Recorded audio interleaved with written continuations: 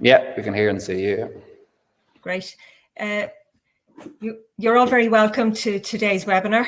My name is Una Caffrey. I'm the coordinator of Fingal CYPSC. Today is the final webinar in our series, Anxiety Time to Change the Lens. And our focus will be on those who've experienced adverse childhood experiences. So our speaker, as usual, is Mark Smith, and we have Claire from Jigsaw, who will be moderating the questions. Hi, Claire. So there is a chat function on the side. You can put your questions in there and we'll take questions at the end. We'll be finished at 2. So enjoy. As I said, the speaker today is Mark Smith. Mark's the clinical psychologist with CAMS and also the 2020 president of the Psychological Society of Ireland. And I'm sure Mark will introduce himself. Thank you. Good afternoon, everyone, and thank you for coming along to the last in our series of webinars about anxiety in young people. Today, we're going to take a slightly different angle than we have before, and we're going to look at ACEs and anxiety. So ACEs are adverse childhood experiences, and within that, we're also going to talk a little bit about trauma and about the impact that this can have. So as Una mentioned, I'm a clinical psychologist, and I suppose a lot of my interest in ACEs has come from working in a high support unit for children in care for almost 10 years. And sadly, many of these young people experienced multiple ACEs that led them on a journey to end up living in care with ourselves. So rather than getting straight into a kind of clinical description of what ACEs are, what I wanted to do was to share with you a story of a young girl called Mary. And Mary is an amalgamation of a number of different stories of young people that I've worked with over the years. And what I want you to do is, as we go through the story, is to just imagine what it might be like to be a child and to have this inner experience of living through these events. And as we're talking about anxiety, and this is just a glimpse into their world, but to ask yourself the question at the end of this, would I feel anxious if I'd been through these experiences? This is at times a difficult story to hear, but I suppose for us as adults working with these young people, if we can't hear and listen to and validate and understand the stories that these young people experience, then what will it be like for them not to feel heard, to feel validated? So this is Mary's story. Oh, here we go again, being moved to another placement. Great, just what I need. Another family, more new people to meet, where they expect me to fit in, to talk to trust. I've never even met them before. Why should I trust them? Why would they want me living with them anyway? My own family don't want me, so why would complete strangers want me? It's just a job to them. They don't really care about me because how could they? They're just getting paid to look after me. I'm just another kid coming through the door and won't last, never does. No one can look after me. I've had to look after myself all my life. I've survived this far, haven't I? I just need myself because it's the only person I can trust in this world. They don't get me. They haven't lived my life. I've had to move 15 times and I'm still only 15 years old. The last place didn't work out, as usual. They expected me to sit at the table and eat with them and their family. It was just too weird. My mother never cared where we had dinner. We could have had it on the roof for all she cared. And that's if there was any food to eat in the first place. She was usually too depressed and too hungover to give a damn what we did. I was the oldest, so I had to make sure my brothers and sisters got some sort of food into them. It didn't matter what they ate, where they ate, or what time of day or night, once they got some food into them. Bedtimes, what a joke. We never really had any. We did what we wanted, when we wanted, and most of the time we stayed up as long as we wanted, and we were in charge. We had the power, and we loved it, or at least we thought we did at the time. Anything we wanted to watch on TV, any game we wanted to play, no one really cared. We believed we were invincible and we didn't have to listen to adults. Didn't work out so well in school though. Then sometimes she would care. Or at least that's what she told us the reason was for hitting us. We were too noisy, too dirty, didn't what we were told. She was tired, sick. She wished we were never born, wished we'd just go away and leave her alone. There were always so many reasons for why she would beat us, or one of her boyfriends would. There were so many of them coming in and out of our lives, thinking they could tell us what to do. We didn't know them and they meant nothing to us. And who the hell they think they were telling us what to do? If they hit us, she just stood by and let them, and told us we deserved it, and if we weren't so bad, it wouldn't have happened. I took more abuse than the younger ones. I'd admit to things I haven't done, so I'd be hit instead of them. They were too small to be hit, and I was used to it. I didn't even cry when they hit me, which seemed to make things worse. Like they wanted to see me cry. Keeping the bruises hidden in school became difficult because there was only so many times I could say I fell or banged into something or had a fight with my brother. So eventually I just learned to say nothing, to live in my head where people couldn't get to me. How did they expect me to have homework done, to concentrate in school, or I'd no lunch? I couldn't admit that because family comes first, no matter how badly they treat you. I hid the hunger, the bruises, the fear, the anger, because I knew if I told, I'd be taken away, and then who would look after the kids? I had a dad once. At least I thought he was my dad until I was 7, and he drank as well. He had a serious temper, and he'd smoke things that would make him go all funny. He wasn't perfect, but sometimes he'd act like a proper dad, and he'd play with us and tell us stories and buy sweets. Then when I was 7, he left. I don't know why. I wonder if it's because we were too bold. When he drank, he'd fight with Mum, and they'd scream and curse at each other, and he'd hit her and say he was going to kill her, and I'd sit at the top of the stairs and stop my brothers and sisters going down to see what was wrong. All I wanted to do was cry, but I had to be strong for the younger ones. So I bottled up. I didn't have anyone else I could talk to see about what I was hearing and feeling, but who would listen to me? Who would understand? If we were taken away from them, where would they put us? What would it be like? And would we get to see our parents again? Would they get new kids to replace us? Would our new families beat us too? And what would I say to the kids in school? I couldn't figure out how they felt about us. Some days Mum would give us a hug and say she loved us, and 5 minutes later she hated us and said she only drank because of how bad our behaviour was. Getting up each morning, I never knew which Mum I'd meet that day, whenever she got up. The nighttime wasn't much better. How can you be expected to sleep at night when you watch the slow ticking of a clock, each movement of the hand getting closer to that time when you hear the door opening, the footsteps, holding your breath while you wait to discover if the shouting and fighting will start all over again? It was hard when Dad left. I felt so sad, and Mum cried a lot and drank more than ever. And I got upset one night and shouted that it was her fault that Dad left, and that's when she said he wasn't really my dad. I still don't know who I belong to. I might never find out.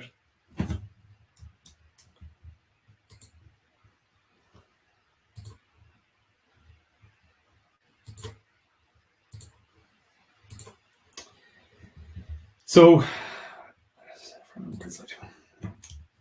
I think what some of you might have experienced from hearing that story is the sense of psychological trauma that a young person who has been and had the life that Mary had would have gone through.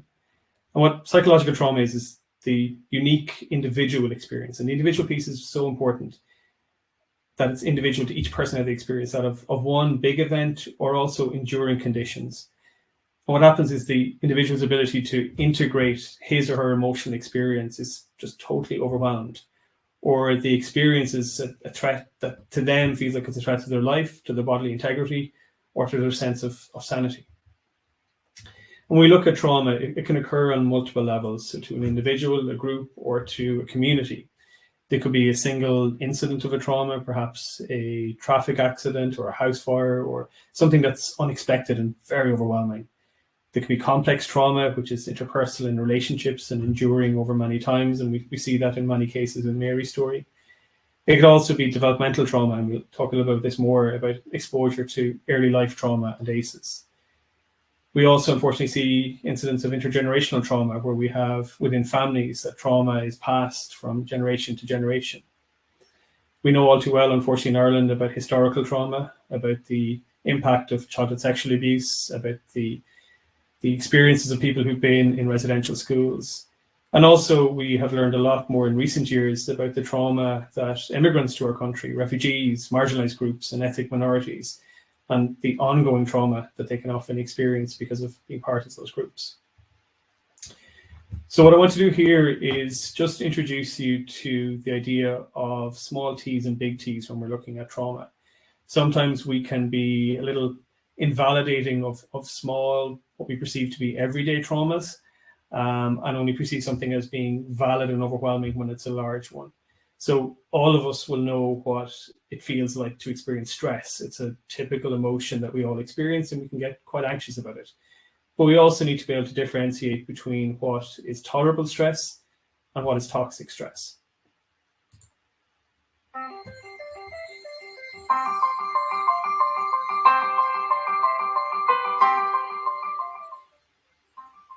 Learning to deal with stress is an important part of healthy development. When experiencing stress, the stress response system is activated. The body and brain go on alert. There's an adrenaline rush, increased heart rate, and an increase in stress hormone levels. When the stress is relieved after a short time, or a young child receives support from caring adults, the stress response winds down and the body quickly returns to normal.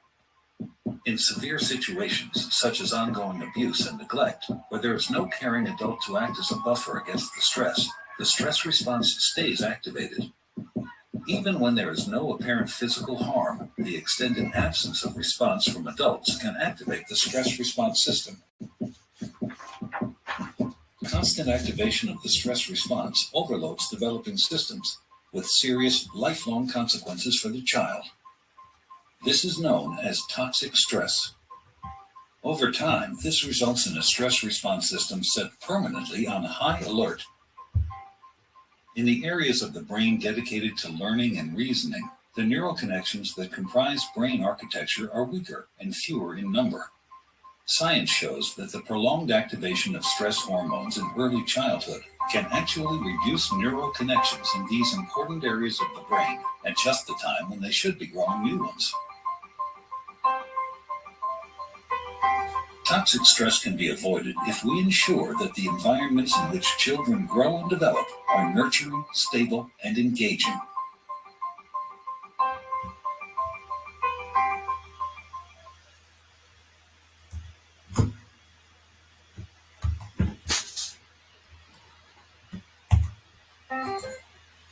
Okay, so what we're seeing there, and we're going to talk a little bit more about, is that stress and toxic stress is not just about one big stressor, but it sometimes is the cumulative impact. And we see that, we know from before, that the weight of a ton of feathers and a ton of stone is the same. So that we need to be mindful of the cumulative impact of all of these stressors on our young people. So again, we want to look a little bit more specifically about trauma in the brain. And we've learned an awful lot more over the last couple of years about how trauma has a direct physiological impact on the brain. Some of you may be familiar with the work of Wessel van der Boek, and he's wrote a really seminal book about The Body Keeps the Score. And this is what some of it is that the traumas that we experience, our body remembers the impact of those traumas. So there are a number of parts of the brain that are impacted. So if we look at the amygdala, that controls instinctive responses, so our instinctive ability to keep ourselves safe. It looks at fear, it looks at memory, and it looks at emotion. We also have the limbic system, which is the emotional part of our brain, and that's a perception and reaction to threat and threat levels. And as if we think back of the story of Mary's limbic system more than likely would have been active and ready to protect her and her siblings at all times, because the experience and the environment that she was living in was entirely predictably unpredictable. So she needed to be ready to be responsive to that threat. She needed to be in a constant fear state because she couldn't anticipate whether she would be cared for or whether she would be hurt. We also look at the prefrontal cortex, so that's the thinking part of our brain. And many young people and anyone really who struggles with anxiety, one of the things they will most commonly talk about is that they overthink everything. And that's a fear response. I need to keep thinking, because if I don't, how will I anticipate danger? Especially for young people who've experienced trauma or ACEs, their life experience is that on a day-to-day basis, danger is going to come before me. So I need to think constantly to anticipate where this might come from, because I need to find this threat to be able to keep myself safe. What that does is it analyzes problems and it learns from experiences. So I've learned before that if I get close, I have the potential to get hurt. So I need to be careful. Can I trust this person? How can I keep myself safe? How can I predict if this person is trustworthy or not? So in normal circumstances, when we encounter a difficult or anxiety-provoking event, one of the three responses we would typically have is to fight, to run away from that situation, or to freeze. And each one of those are protective responses. And what we try to do afterwards is to fix that particular threat or situation that we're in. But for a young person who experiences significant and ongoing trauma and ACEs, their ability to influence their environment to fix that threat around them is extremely limited. So it leaves the young person in a very difficult place where they don't feel that they can control the threat that's around them. So one of the things that happens when we are overly stressed, when we encounter toxic stress and ACEs, is that we get an increase in adrenaline. So our heart rate increases, our blood pressure, and our energy increases because we need to be responding to the threat that's there. So for many younger people who've experienced a lot of ACEs, they can often be described as a bit on the edge, a little bit on the go. And for many, that could be actually a protective response because they perceive threat all around them. It also sees an increase in cortisol, and that reduces functions that are non-essential. So we reduce our non-essential functions down so that we're able to get into a situation where we can fight or run away. And again, like Mary and many children, they're stuck between these two places. Do I need to fight? Do I need to run away? Because I think there's going to be danger all around me because that has been my life experience. So what we want to do when we look at trauma is to look at how the experience of trauma can affect your window of tolerance. So the window of tolerance for most people, we would hope, is where things are just right, where we can at best cope with the challenges that are inevitable in life. And you're just not alert, not anxious, you're just kind of, you're okay. And you can manage within that, even if life throws you a curveball. But unfortunately, if we experience multiple ACEs, multiple traumas, we can experience dysregulation in two different ways. So the first might be where we feel a little agitated, we're a bit anxious, a bit angry. We're not completely out of control, but not really, really comfortable. And the more traumas, the more ACEs that we experience, we can end up in hyperarousal, where for many young people, they're extremely anxious, angry, they're pushing people away because they feel very threatened by their feelings. They feel that they become very, very overwhelmed, and their instinct is constantly to fight or to run away. We also see the opposite effect, that the overwhelming nature of ACEs and trauma can be where that person feels that they're kind of shutting down a little bit. They're going into, like on your iPhones, going into saving the battery mode. A little spacey or feel a little bit sluggish, but just not comfortable. And then we meet young people who, because of the experiences that they've been through, they experience hypoarousal. And that's where they're just numb, where they're just physically and emotionally shut off from their emotions. They're not able to connect with them because they feel so overwhelming. And that's the body essentially shutting down all of its connection to emotions because it just feels like it's too much, it's too big to process. We're going to look at specifically adverse childhood experiences and examples of what they are, and there's plenty of those in Mary's story. So it could be traditionally what we might consider abuse, be that physical abuse, emotional abuse, or sexual abuse. But it can also be neglect, that where our emotions are just neglected within the environment that we're in, or we're physically neglected, our basic care needs, your Maslow's hierarchy, are just not being met. But also the impact, I suppose, of what can go on in a household where we have a parent who has their own challenges with mental health, where we have a member of the family who might be incarcerated in prison or experiences domestic violence or substance abuse or a breakdown in a family relationship. And for many children, it's not about how they survive one of these, but it's how they try to survive many of them. So if we look at the typical questions that we would look at when we consider ACEs, and before your 18th birthday, did a parent or adult in the house swear at you or insult you, push, grab, or throw something at you, engage with you in a sexual way that was completely inappropriate, that people didn't make you feel loved, that you didn't have enough to eat or clean clothes? Did you lose a parent through abandonment or divorce or death? Did you experience domestic violence? Was there a problem with substance abuse? Was there substance difficulties with mental health?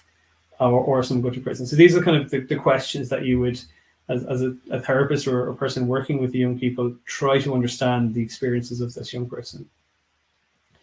What we also know from studies, from large-scale studies in the States, is that the multiple experiences of ACEs within childhood, the more ACEs that a person experiences, the more likely they are to experience very significant challenges later in life, including serious illness and sometimes up to death.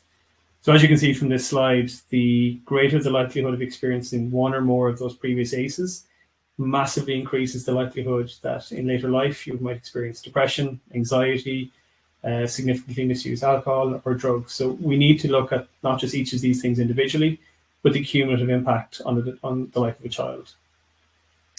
So some of you might have seen this slide before that I've used in other talks about our radar for anxiety. So for those of us who have been lucky enough to not to experience significant ACEs, our anxiety radar for perception of threat can see 3 airplanes on the radar. It doesn't seem that overwhelming and challenging, but we can manage it. We don't need to get overly anxious about what's happening there. For a child who's experienced multiple ACEs, sometimes over many years of their life, or perhaps it's all they're ever known, when they look at their threat radar, it feels like that threat is everywhere because it has been for most of their life. So they need to be constantly on alert for danger, and it feels very overwhelming, and they can't tell whether that's an airplane, is that a bird. I just need to either shut down or to get really, really anxious about how to keep myself safe. So a lot of what we've talked about so far and the traumas and the ACEs that young people experience, it has a very significant effect on a child's attachment style, not just with their parent, but the attachments that they will form with their peers and with others later in life. So what we would all hope for that is a child would have a secure attachment with their primary caregivers, their primary carers. And when they experience that secure attachment, they learn to trust themselves and others. They have a balanced and healthy view of themselves. They can speak and make their needs known quite easily. They can tune into emotions, to be dependent, have relatively good self-esteem. And if they do get triggered by something, they can manage that response in a way that we would expect.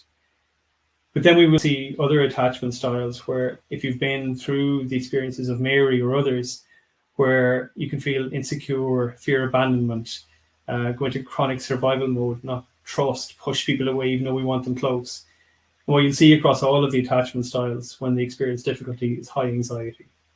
It's because of the uncertainty, the not knowing, will my care needs be met or will I end up being hurt? So we've got a huge overlap between the experiences of trauma and ACEs and the attachment that we form with our primary caregivers and others and the influence of anxiety on those. So what we hope to do if we want to reduce children's anxiety who experience trauma and ACEs? Well, maybe we just need to bring everyone to a psychologist because, trust me, I'm a psychologist and everyone trusts us, shouldn't they, or don't they? Question that many young people have posed to me, and it's a very valid question, is why should I trust you? So for them, their experience, unfortunately, had been that they couldn't trust their parents, the person who brought them into the world and was automatically entrusted with keeping them safe, meeting their needs emotionally and physically. And for them to come into me, a complete stranger, a professional, and I deliberately don't wear suits or formal clothes in work because of that, for young people being a barrier. And you're a person of authority, and there's this implicit assumption that no matter what experience that they've been through, that they should just trust you. And it's because you tell them, well, you should trust me. I'm a professional psychologist and I'm going to be here to help you. And the point that I would make to most young people is that I get it. I get why you don't trust me and why you wouldn't, why you're anxious about trusting me. That from my point of view, one of the things that I need to do is to try and, where I can, to earn that trust of that young person. I think what's really important when we look at young people who have been through ACEs is that we would look at them through a compassionate lens. So you will hear in different contexts, looking at a child who's been through these experiences, they're very controlling. And when their experience has been like Mary's has, where it was chaos, it was unpredictable, where there's a complete and utter absence of control in their life, could we really blame them for wanting to find some degree of control? Because their world was unpredictable, dangerous, and anxious. So the controlling was something that they needed to do to survive. Other young people will withdraw, and we worry about them, and we think that, look, we need to pull them out. We need to get them meeting with friends. Why don't you go meet your friends? Why won't you go to school? Because sometimes withdrawal was the only thing that kept them safe when they experienced multiple ACEs. So when we suggest this to young people to, just take a deep breath and go out and ask your friends to come out or go into school or join this club, what we're trying to do is to ask them to overcome their primary safety mechanism, the thing for keeping quiet, staying hidden, kept me safe. So we need to be compassionate, understanding that this may not be as easy for someone who's experienced trauma and ACEs. The other thing that we can do sometimes is that we can try and overcome emotional abuse and them being disregarded by a loved one with loads of positive regard, and we tell them that they're amazing and they're fantastic and they're funny and they're bright and they're very skillful, and all of those things could be true. But if their own internal experience was that I'm unlovable because my parent was, for whatever reason, unable to love me, that conflicts so much with their own inner experience of who they believe that they are, and trying to overcompensate for this sense of I'm not good enough and I can't be loved with no, you're great. It just doesn't land with that young person, because parent may have told them before that, or a carer, that you're great, and in the following moment that they hate them. So understandably, they can be anxious about the process of trusting. I think what we also need to talk about is with ACEs is that, as always, prevention is so much more important than cure. What we don't want is a situation where we have preventable situations that we could do something about, but that we wait till afterwards to try and support people through the trauma after it's occurred. So really, I suppose, if we want to interrupt ACEs, what we have to do is to help the adults to heal. We have to support the adults in their lives to be able to process and manage their own traumas, to heal the carers. And what that might look like, and on a very macro level, is about helping parents with the basics of parenting, not to assume that they have those skills, to ensure through financial supports, through social supports, that there's a good diet available for the child, that there's social supports for the family unit and not just for the child themselves. But also, we know that a lot of what happens within families, and the reason that families experience ACEs, is because they experience poverty, they experience homelessness, they experience a lack of psychological support, or they have educational needs that are not being met. So we need to look at the family as a whole and what we can do to support that family if we're going to reduce anxiety and the impact of ACEs on them. On a very basic level, what children need who've experienced this, and it can be hard for them, is they want to feel safe. They want to feel like they can engage with the world, engage in relationships, and not need to feel anxious that this person that they're engaging with is going to hurt them. So this very basic human need to feel safe. What we know about anxiety is fed off of the world being an unpredictable place and nothing being consistent. So we need to sometimes, despite the young person's response, is to try and be as consistent as we can. And that can be difficult for adults because we want our own things. And my rule of thumb is that if you can be 75% consistent with a child, you're doing pretty good. But it's also about making the world as predictable as it can. And in particular, this sense of predictable care, that no matter what the child is going through, that they would push back against you. And I've seen that through working with children in care for many years, is that when they start to build that relationship with you, often they would push back because this feeling of being cared for makes them anxious, and they don't really know why the stranger wants to care for them.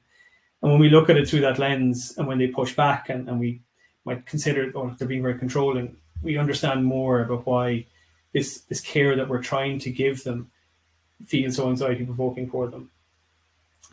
Thank you for that, and happy to take any questions that might come.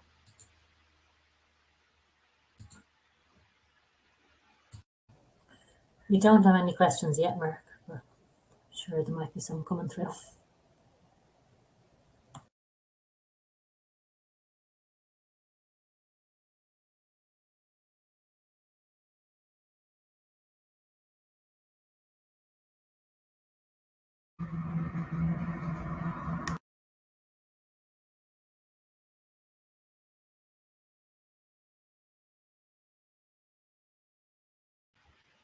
My own anxiety is increasing now. Is it that it was really, really clear and everyone got it, or no one knew what I was talking about? No, it was people did understand what you're talking about. As a layperson coming to it, it was really good information, Mark, and as usual, good to hear it. I can see something in the chat function. Oh yes, there's lots of praise there, Mark. Fantastic. People found it really good, so you can let that anxiety go. Thank you. I don't see any other question. We'll give it a couple of minutes, but just from me, as people are taking their time, maybe if they have questions, just to say thanks to everybody who attended today's webinar. We had a great attendance. to Michelle, the sign language interpreter who's working hard there in the background, to Claire, who has worked on these webinars over the last number of months and has moderated all the questions. Claire's from Jigsaw, and to yourself, Mark, for another excellent delivery. We will be sending it, you'll automatically receive a recording of this webinar post-event. And then I'll be working with the tech company Click Media to put all of the webinars on one file in one folder, and we'll have it on one website. So we'll send that out. It's a bit of work for us to do, but we'll have that done before the end of this year.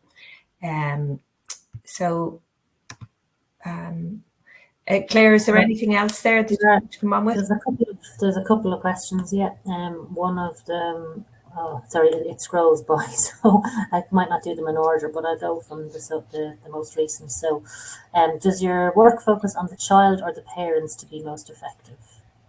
I think that depends. Typical psychologist response, it depends. And a lot of it depends on the age of the child, and also about if you were to work with a young person, specifically with them around their experiences of trauma and how to cope with that, but yet they're going home after the session with you back into the same environment, it becomes very difficult to expect that the child is going to be able to manage that. So what most of the evidence would tell us is that when we're looking at the impact of ACEs, that you have to work on supporting the family unit. And in many cases, that needs to be a multi-agency response. And in a lot of cases in Ireland, that would be coordinated by MEHL, who would be trying to pull in as many different supports as possible to support the young people, support the parents, with all of the different pressures that are there. So I think it needs to be a response for the whole family. I think for a young person, sometimes just on their own, to have a space to vent, to process, to cry, to be angry in a therapeutic relationship with you where you're not going to reject them, I think that can be helpful in itself, and a little confusing too, because you're a stranger who's experiencing all of the emotions that they do, and that you give a consistent and validating response. So again, in the beginning, they can push back a little bit, but once they see that you stick with them no matter what they throw at you, then it's similar, and I've mentioned it in every webinar so far, you become that one good adult that Jigsaw has promoted so well. There's a question here: how do you help a child who's very stuck in their anxiety and finds it hard to get out of it? The first thing is always with every piece of anxiety is to validate it first. So before we can help someone to move where they're stuck, we have to be able to recognize where they are and to say, look, I understand how anxious you are. I get it. It makes sense. It's really, really hard. So before we can help anyone to move from any position, they need to feel understood.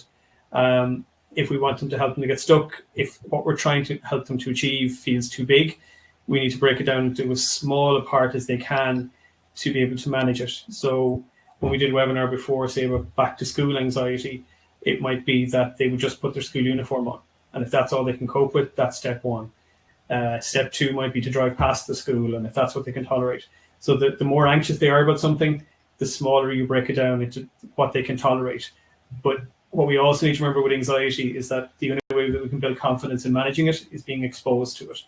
But we have to try as best we can get the right balance between it being small enough that they can cope with, but large enough that they experience the anxiety so that they can build confidence in managing it. A question here: what is a good starting point for getting a 13-year-old to get help to overcome an attachment style that is fearful and avoidant? Okay, that's a big one. I suppose it's going to depend on where they're currently living, what the relationship is going to be, because in that setting with the young person, it's not just about them overcoming it, but it's about the relationship that they have and who they're anxious about it is. So in many cases with young people, I would work with both the parent and the young person so that they can know what each other's experiences are.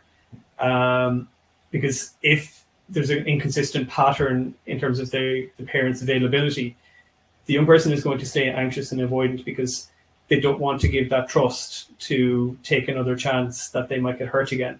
So it kind of depends on who the anxiety about the relationship is with.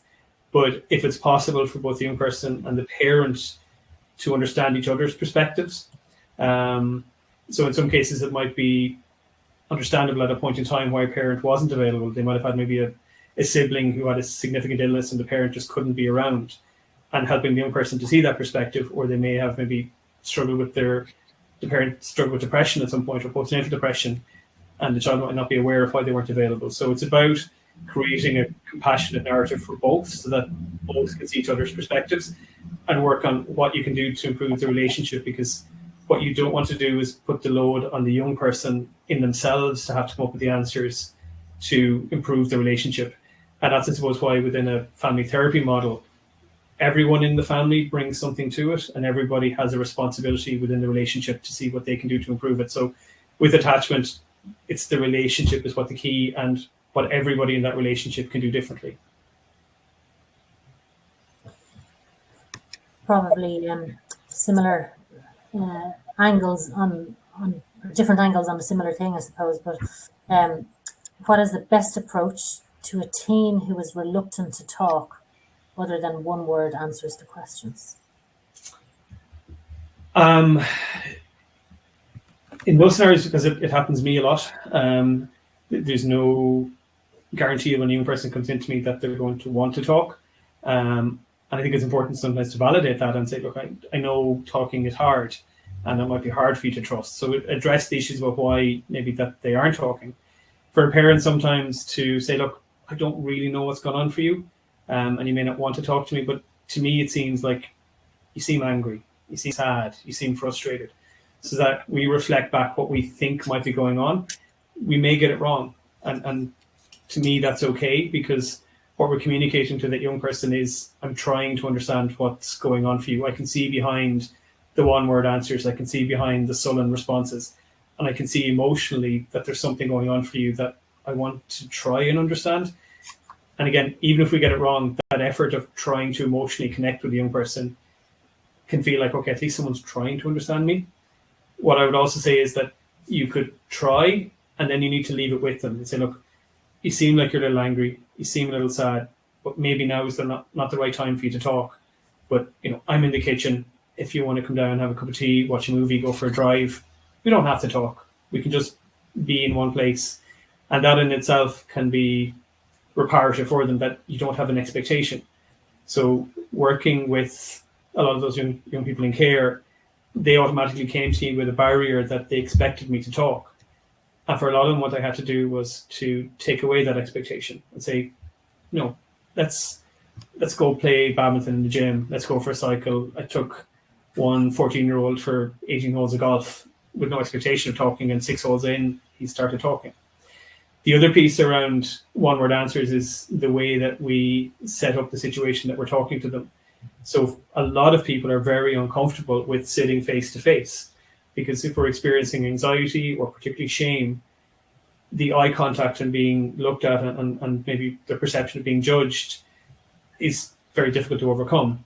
So in many cases, it's much better to be side by side with the parent, with the young person. So symbolically, I'm by your side, but also I don't have to manage the eye contact piece with you. And also we're doing an activity that might mediate, and then I don't have to feel intense or awkward about doing it. So I suppose the important thing is to just communicate that we're available if you're ready to come and talk to us. And I do that a lot with my sessions, where at the end of meeting someone for the first time, I would say, we're not going to make a plan right now. And you go away and you have a think about whether you feel like you might be ready to come talk. And if you are, I'm happy to listen. And when we give young people a sense of ownership and control over when they talk or how much they talk, they're much likely to share their experiences with us. Great. I'll give Michelle a second to have a break. She's working really hard. So there's a question here about, what if the caregiver refuses all help? That's a difficult one. And I suppose depending on your role with the child, certainly if you're in a professional role, what will come into play then is children's first. And that if we have a concern that the relationship between the parent and the child, or something that's happening between them, is adversely impacting on the child's welfare, then I suppose we all have a duty to encourage that parent to seek help, to explain to them what's happening in the dynamic or the relationship. And if those efforts, I suppose, aren't successful, I think we do need to involve TUSLA to find out, not in terms of necessarily a child protection piece, which could occur, but TUSLA is more than just child protection. It's also about family support, and that perhaps that parent just in that time doesn't have the resources to be able to provide the care that's needed, and they need extra support to be given to them to be able to do it. But parents often, when we might suggest TUSLA, get very fearful and thinking that, you want to take my child away from me. And it's really important that we frame that discussion about being a support to the parent so they can support the child, and clarify the difference between child protection and child welfare and support to the family. Thanks, Mark. There's a question here about the child or it's more a scenario than a question really. The child feels like things are happening around them are not real. For example, the question, is this really happening? Yeah, this actually comes up quite a lot, and particularly around when a young person feels very overwhelmed, and it's an idea called derealization. And what happens in that scenario is the young person feels so overwhelmed that they disconnect from their current reality, because their emotions, their internal states they realize they're at risk of being overwhelmed. So again, using my kind of technology scenarios, it's kind of going into battery saver mode. I disconnect from my current reality because I don't have the confidence or the resources or the energy right now to process what's going on around me, be that a big event or the cumulative impact of lots of events building up and then leaving me feel overwhelmed. So I disconnect from it. So again, talking to a young person and saying, look, I can see why you might need to do that. So it's all about validation. It's all about understanding and seeing that that's just the body's response to feeling overwhelmed. Thanks, Mark. I think that's all the questions. There are a few that are essentially repeats, asking about the preference of working with a child or a family, but I think you've answered that. So the rest are just thanks to you from the questions, the comments, really. Thanks for everyone for taking up your lunch to come and listen. Thank you. Great. So if that's all the questions and you've finished your presentation, I think we'll end the event. So thanks again to everybody. Thanks to Mark for, as I said, for the 5th one in a row. And we will be circulating the recording as soon as we can. Thanks, everybody. Thanks.